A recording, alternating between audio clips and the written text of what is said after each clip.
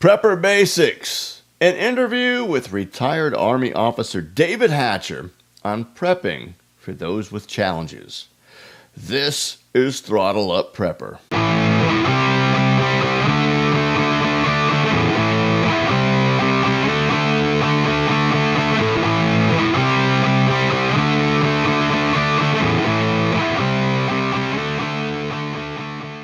Hey, welcome to Throttle Up Prepper. I'm your host, Jeff, and very excited about today's episode, program, whatever you want to call it. But before we get into it, just want to say thank you to the growing base of subscribers. I am humbled, honored, and very thankful for each and every one of you. This is growing great, and I hope that we continue to deliver everything that made you sign up in the first place. And if you are brand new, please consider subscribing today and hit the notification button there, and that way you will be notified each and every time we put a video out, currently at least twice a week on Mondays and Thursdays, and other times kind of randomly, little bonus material. Also, if you haven't already stopped by the website, be sure to stop by throttleupprepper.com. The address is at the bottom of the screen, and we got a blog there and all kinds of other information and links and things that you as a prepper or would-be potential prepper would find interesting. And a lot of you guys know that, or should know, if you've watched more than a couple of videos, that I'm actually legally blind, visually impaired, blind as a bat, Mr. Magoo, whatever you want to call me. I'm not politically correct, as you probably also have noticed by now.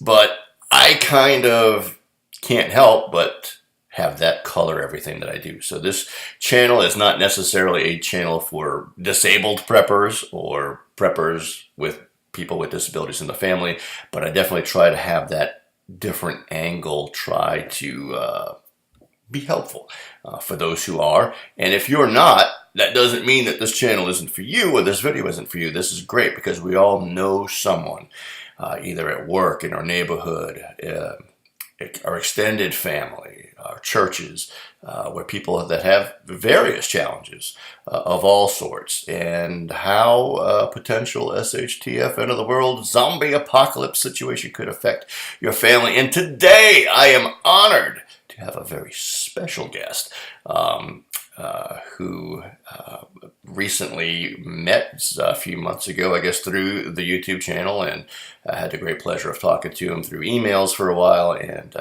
our first phone call was just yesterday. Please welcome to the program retired Army officer David Hatcher. David, welcome. Well, glad to see you. Good to hear you. Yeah. Hopefully somebody's seeing somebody and hearing somebody.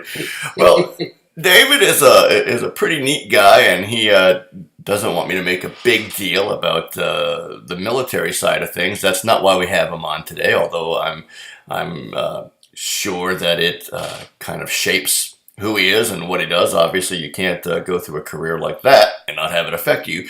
But really what he's here to talk about today is he has a family member, specifically his wife, has a challenge that he wanted to talk about and share some of his insights. And it's something I don't have any experience with, so I thought it would be great to pick his brain for some of his wisdom. David, what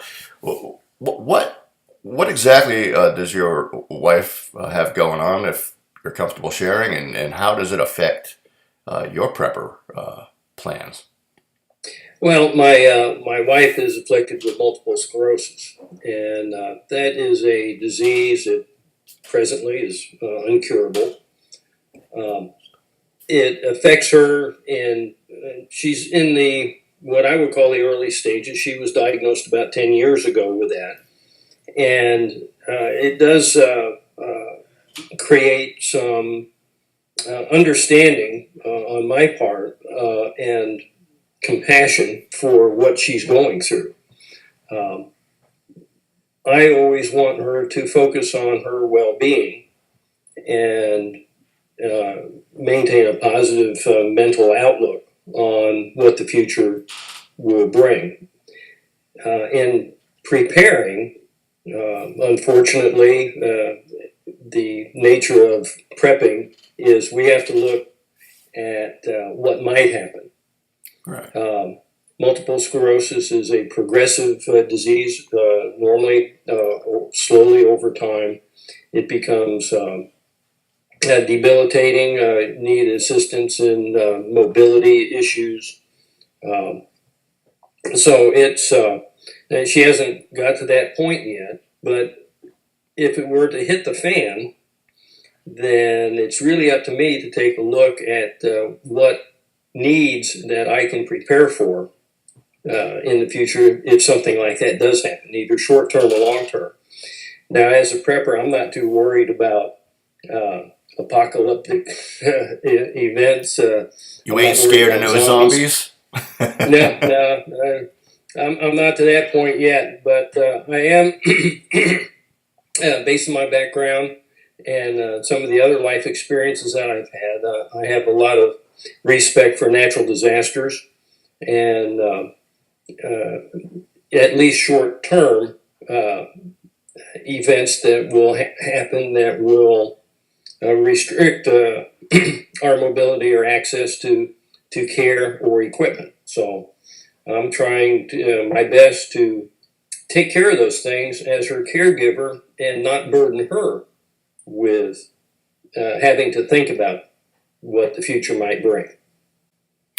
I see. So what are some of the special considerations that you find that you're dealing with this particular challenge that your wife has? Immediately, she has, as most people afflicted with this disease, have relapses or flare-ups that will last from weeks or, sometimes in her case, months, the long-term effects. And it greatly weakens her, affects her balance, ability to walk, short-term memory. Of course, that does allow me to get away with a lot of stuff. Exactly. That's for another video, David. Oh, okay. No, honey, I told you that last week. So when she has one of these flare-ups, especially a bad one, she's walks with a cane, needs assistance. One of the very she appears as an MS patient or somebody afflicted with MS. It can hit her pretty fast and in varying degrees. We can walk into a store and everything's fine when we go through the door, and we can't make it she won't be able to make it to the back of the store and back out. Right. So in the preparing, I have to look towards medication.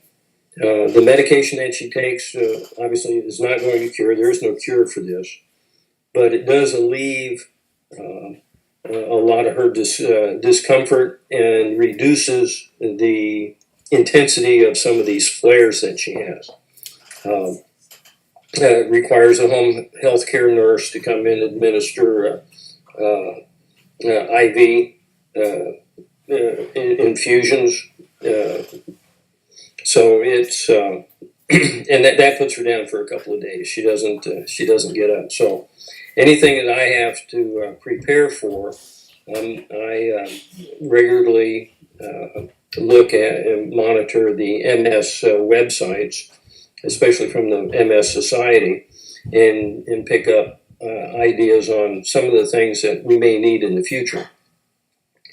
The problem with medication is that even those that she takes for pain are so regulated, you can't stockpile,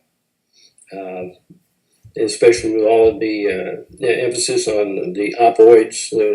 Nowadays, doctors are really fidgety about any long-term or large doses beyond what the federal government can will, or whatever the law allows to be administered.